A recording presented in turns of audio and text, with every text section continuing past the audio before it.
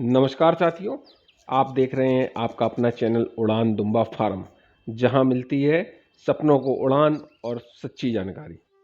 तो साथियों, आज बात करेंगे भेड़ बकरी पालन। जो साथी कर रहे हैं या जो साथी ग्रेजिंग पे रख रहे हैं, उनके लिए बहुत ही महत्वपूर्ण समय है इस समय। और चिंता का विषय ये है कि साथियों, मौसम चेंज हो रहा है। अब हम लोग सर्दी से गर्मी की ओर बढ़ रहे हैं और हमेशा भेड़ बकरी पालक जो होता है, वो जब भी मौसम चेंज होता है तब उसके यहाँ समस्या पैदा होती है। एक मौसम ये हो गया कि सर्दी से हम लोग गर्मी की तरफ बढ़ रहे हैं। एक मौसम वो आता है कि हम लोग गर्मी से सर्दियों की ओर बढ़ते हैं, अक्टूबर नवंबर में, तब भी प्रॉब्लम पैदा होती है। तो साथियों, अब ध्यान ये रखने की ज़रूरत है कि अचानक अभी जानवरों को अपने बाड़े से या खुली जगह में, ऐसी जगह पे ना रखें जहाँ पे रात में ठंडी हवा या रात में ठंडक बहुत ज़्यादा हो जाती है और दिन में धूप इतनी तेज़ हो जाती है कि इस समय वायरल बीमारियों का खतरा बढ़ जाता है। फीवर का, बुखार का खतरा बढ़ जाता है और जुखाम, क्योंकि दिन में धूप इतनी तेज़ होती है, जानवर खुली जगह में चर रहे हैं या धूप में बैठे हैं, फिर रात में ठंडक, टेम्परेचर लो हो जाता है, ठंडक अभी बहुत है रात में। तो ऐसे में अपने जानवर को भी पूरी खुली जगह में ना रखें। अभी भी जहाँ पे आप सर्दियों में रखते थे वहाँ से थोड़ा बहुत पन्नी वहाँ से हटा दें, लेकिन एकदम खुली जगह में न ले आएँ।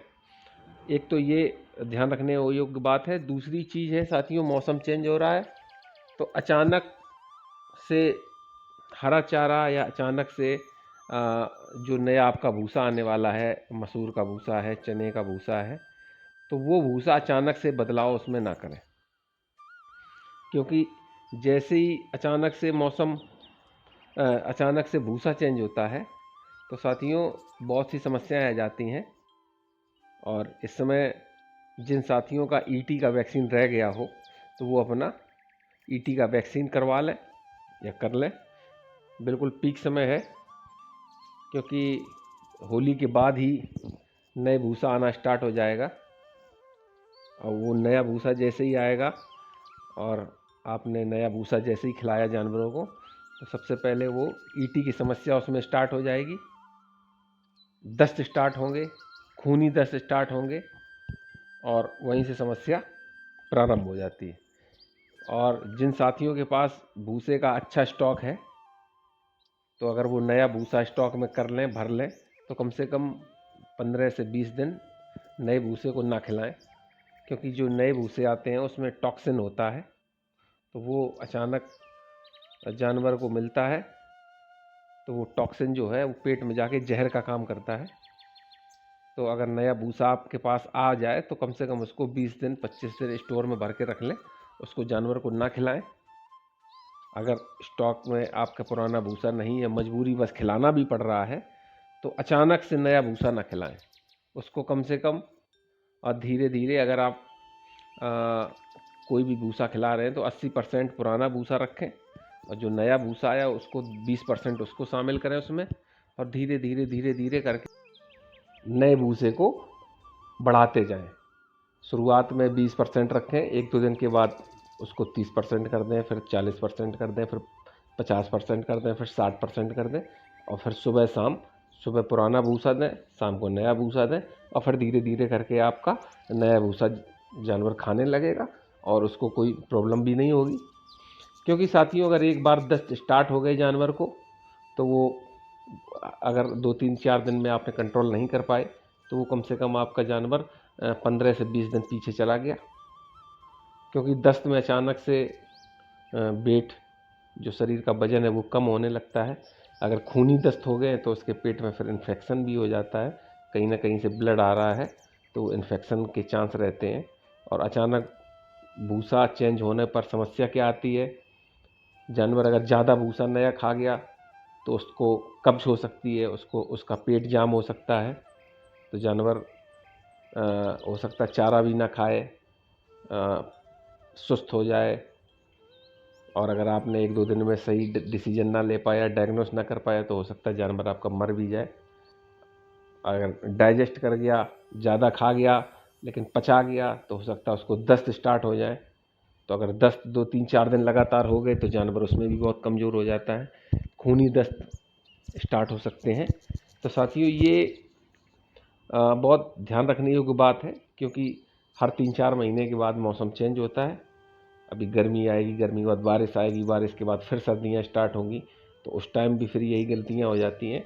तो ये बहुत ध्यान रखें, क्योंकि ईटी साथियों जानवर को तभी होता है जब अचानक से कोई दाना आपने चेंज किया, या कोई भूसा अचानक से चेंज कर दिया कि आज तक कोई और भूसा खिलाते रहे, कल से मैंने दूसरा भूसा स्टार्ट कर दिया। तो फिर अगर जानवर को ऐसा करेंगे आप, तो वो ईटी में कन्वर्ट हो जाएगा। तो ये बस चीज़ें ध्यान रखने योग्य हैं कि अचानक से कोई परिवर्तन ना करें, क्योंकि इनके जो पेट होते हैं वो इंसानों जैसे नहीं होते हैं कि अचानक कोई भी चीज़ मिल गई, हम लोगों ने अचानक खा ली, हम लोगों को प्रॉब्लम नहीं होती है। इनका जो पेट होता है वो एंजाइम से चलता है। एक ऐसे प्रकार के पेट में इनके जीवाणु होते हैं जो खाना पचाने में मदद करते हैं। तो अचानक से कोई आहार परिवर्तन होता है तो वो जो जीवाणु हैं वो सुस्त हो जाते हैं, तो उनको एक्टिव करने के लिए लीवर टॉनिक देना पड़ता है। तो वो उस पे आधारित है। इनके 4 पेट होते हैं, फिर ये जुगाली करते हैं। तो ये जानवरों में अचानक से आहार परिवर्तन ना करें। और साथियों, जो साथी मेरे इस काम में आना चाह रहे हैं, साथियों काम बहुत अच्छा है, लेकिन ध्यान रखने योग्य बात यह है कि जब भी इस काम में आए तो आपका बैकअप जो है पैसों का वो बहुत अच्छा होना चाहिए। क्योंकि इसमें अचानक से आप सोचें कि काम स्टार्ट कर दिया और फिर हमें 2-4 महीने में, 5 महीने में प्रॉफिट आना स्टार्ट हो जाएगी, तो ऐसा नहीं है साथियों। इसमें कम से कम 2 से 3 साल लग जाएंगे आपको, तब आपको प्रॉफिट आएगा। और ख़र्चा इसमें ज़्यादा है, क्योंकि जानवरों को स्टॉल फीड पे खिलाना महंगा हो गया है, क्योंकि मिनरल मिक्सचर भी खिलाना है, दाना भी खिलाना है, भूसे भी बदल बदल के खिलाने हैं, बिजली का खर्चा भी है, लेबर का चार्ज है, और हो सकता है कुछ साथियों के पास ज़मीन भी किराए की हो। तो ये सारी चीज़ें अगर आप कर रहे हैं तो बहुत सोच समझ के करें।